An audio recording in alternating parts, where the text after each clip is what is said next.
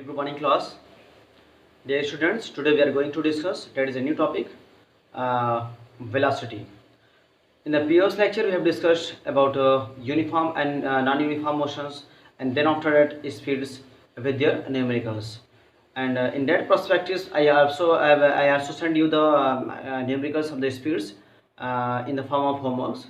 But I think doesn't you reply? That's your matters. What you want.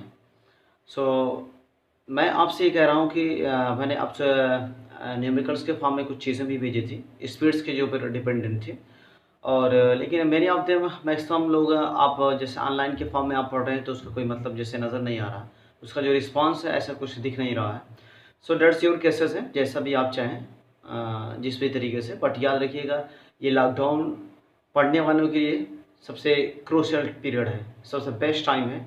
आप 6 के बजाय 12 घंटे भी आप पढ़ सकते हैं, बट ज़रूरत है तो आपके अंदर खुद की एक इंटरेस्ट डेवलप करने की, जो कि आप खुद से कर सकते हैं। तो चलिए ठीक है, ये बहुत ज़्यादा टाइम नहीं करने का, अदरवाइज वीडियो बहुत लेंथी हो जाएगी। सो आज के बाद लेक्चर्स में हम बात करेंगे वेलोसिटी के बारे में। सो देखिए वेलोसिटी बेटा क्या है कि एक्चुअल में स्पीड का ही एक यूनिफाइड डायरेक्शंस के साथ वेलोसिटी बोलते हैं। बट डेट मीन्स ये है कि अगर मैंने कहा that is the speed of a car is 60 kilometre per hours, तो आपको पता है per hour that is the SI unit of the speeds. But ये जो मैं बोल रहा हूँ ये स्पीड की आपकी यूनिट है। अगर इसी केसेस में मैंने कहा दिया कि 60 kilometre per hour in the north directions, just it becomes the velocity. तो जैसे ही मैंने ये कहा कि उसके यानी स्पीड के साथ मैंने डायरेक्शन को ऐड किया, तो बेटा ये आप तुरंत ही आपकी क्या होगी, आपकी वेलोसिटी हो गई instead of that of the speeds. ठीक है, तो ये याद रखिएगा जो है कि स्पीड के साथ आप जैसे ही डायरेक्शन ऐड करेंगे या डायरेक्शन ऐड हो जाएगी, तुरंत वो इस चीज़ को आप बोलेंगे आपकी वेलोसिटी होगी। तो याद रखिएगा इस तरीके से। ठीक है, यहाँ पर कुछ आपके डिफ्रेंशिएशंस है। पहली चीज़ तो ये है कि बेटा स्पीड जो है आपकी एक स्केलर क्वांटिटी है, इसमें मैग्नीट्यूड की ज़रूरत है। There is no requirement at all for the directions to represent this. ठीक है, जबकि वेलोसिटी आपका एक वेक्टर्स अनोटेशन यानी वेक्टर रिप्रेजेंटेशन है, और वेक्टर के फॉर्म में आपको पता है कि कोई भी जो वेक्टर फिजिकल क्वांटिटी होती है उसमें आप डायरेक्शन के साथ साथ मैग्नीट्यूड दोनों की ज़रूरत पड़ती है उस क्वांटिटी को रिप्रेजेंट करने के लिए। ठीक है, तो स्केलर आपकी स्पीड आपकी स्केलर क्वांटिटी की और आपकी वेलोसिटी क्या होगी, वेक्टर क्वांटिटी। स्पीड के साथ अगर आपने डायरेक्शन ऐड कर दिया दैट इज द वेलोसिटी होगी। ये सिंपल सी चीज़ है।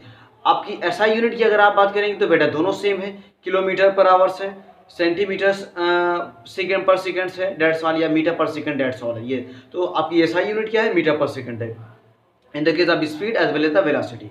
बट आप लॉन्गेस्ट यूनिट्स में आप किलोमीटर पर आवर्स की भी यूनिट्स आप यूज़ करते हैं। ठीक है, तो चलिए देखते हैं यहाँ पर क्या है एक्चुअल में। तो देखिएगा बेटा टॉपिक है मेरा वेलोसिटी। सो मैंने कहा कि स्पीड प्लस डायरेक्शन, क्या कहा, स्पीड प्लस डायरेक्शन। जैसे ही मैंने इन दोनों को एक साथ लाया दैट बिकम द वेलोसिटी हो गई। अब वेलोसिटी का अगर आप फार्मूला लिखेंगे, मैथमेटिकली आप रिप्रेजेंट करेंगे, तो आप लिखेंगे displacement upon time taken, displacement upon time taken.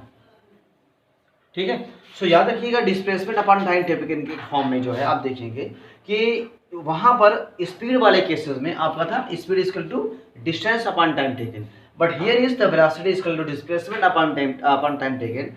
And now you can say that is the what is the displacement. तो आपको मैंने बताया था, पहला ही लेक्चर था आई थिंक जो है डिस्प्लेसमेंट के बारे में, the shortest distance between the initial and final position are called the displacement. लेकिन याद रखिएगा ये डिस्प्लेसमेंट अगर आपका एक एक्चुअल स्ट्रेट लाइन पाथ में हो रहा है, यूनिफॉर्म मोशन है, स्ट्रेट पाथ है, तो वहाँ पर डिस्प्लेसमेंट को आप डिस्टेंस कह सकते हैं और इक्वल होगा। यानी उस केसेस में आपका डिस्प्लेसमेंट और डिस्टेंस क्या हो जाएगा, इक्वल हो जाएगा। कब आपका, जब आपका जो मोशन होगा बेटा वो कैसा होगा, स्ट्रेट लाइन होगा, यूनिफॉर्म मोशन होगा।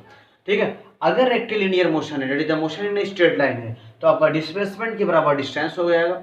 इसी वजह से आप डिस्टेंस को कभी कभी डिस्टेंस के इक्विवेलेंट बोल देते हैं। ये सारी चीज़ें मैंने डिस्कस किया हुआ, आप वहाँ से देख लीजिएगा। ठीक, तो याद रखिएगा वेलोसिटी में क्या आ जाएगा, डिस्प्लेसमेंट अपॉन टाइम टेकन आता था, लेकिन स्पीड में क्या आता था, डिस्टेंस अपॉन में टाइम टेकन।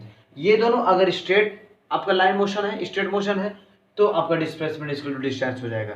कभी कभी इसी वजह से वेलोसिटी की जगह पर आपको क्या मिलेगा, डिस्प्लेसमेंट की जगह पर डिस्टेंस भी आप यूज़ कर सकते हैं फॉर दैट पर्पस ओनली। याद रखिएगा अगर आपका मोशन स्ट्रेट लाइन में है तो आप distance upon time taken equal to velocity भी बोल सकते हैं। इन द सेम वे आप स्पीड को आप वेलोसिटी भी कह सकते हैं।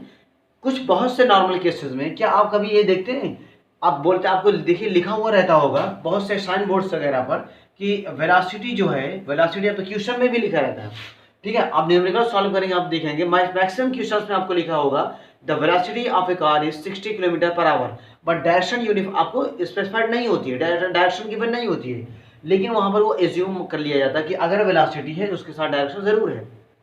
अगर नहीं है तो आप खुद से एज्यूम कर लेंगे, अगर आपको गिवन नहीं है क्वेश्चन के फॉर्म में, तो अगर गिवन है तो that is the best, but नहीं गिवन है तो आप ये मत समझिएगा कि वेलोसिटी आपकी स्पीड बन गई, नहीं।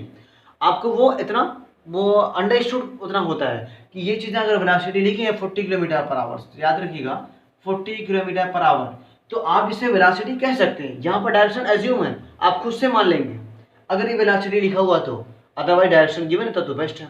तो याद रखिएगा आप वेलोसिटी की स्पीड कह सकते हैं, ठीक है, अगर इस तरीके से लिखा हुआ है तो। डायरेक्शन आप खुद से एज्यूम कर लेंगे।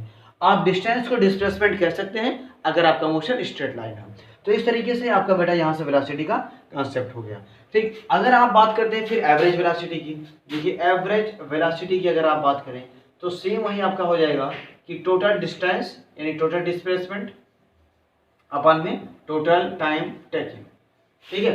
सो एवरेज वेलोसिटी इक्वल टू हो जाएगा total displacement upon total time taking.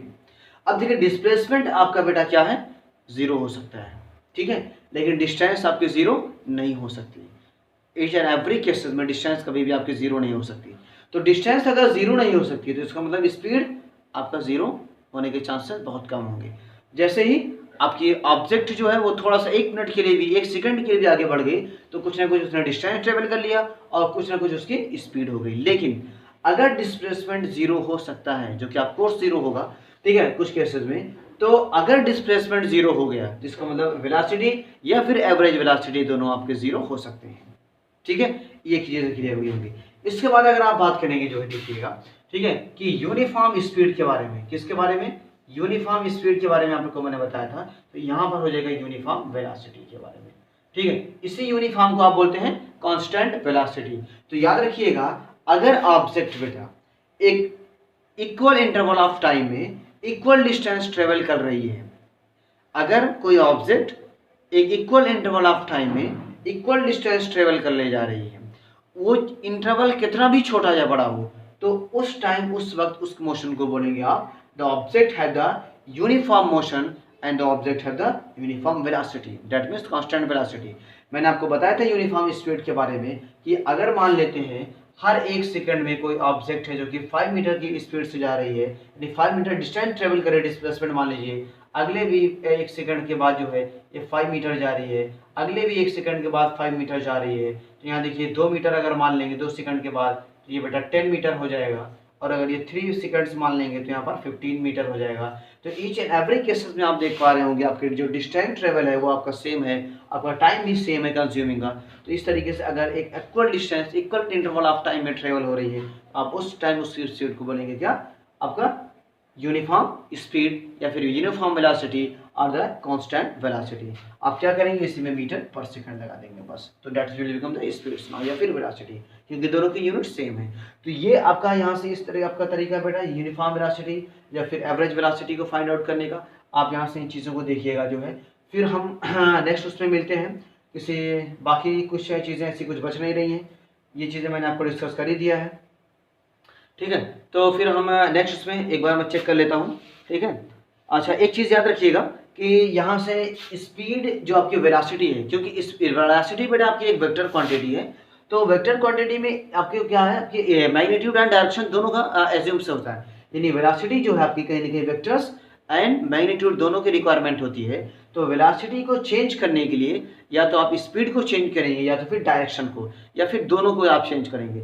याद रखिएगा यानी वेलोसिटी को चेंज करने के लिए आप डायरेक्शन चेंज कर देंगे तब भी वेलोसिटी चेंज हो जाएगी, यानी स्पीड में, या फिर स्पीड की आप स्पीड की मैग्नीट्यूड को चेंज कर देंगे तब भी वेलोसिटी चेंज हो जाएगी।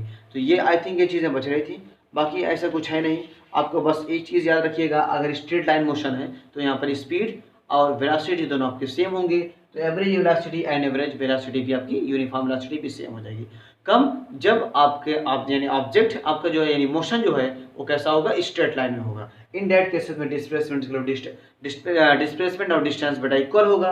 तो अगर डिस्टेंस और डिस्प्लेसमेंट इक्वल होगा इसका मतलब वेलोसिटी एंड स्पीड भी इक्वल होगा। For that only cases for the straight line motion के लिए। फिर मिलते हैं बेटा नेक्स्ट वीडियो में, तब तक के लिए thank you and have a nice day.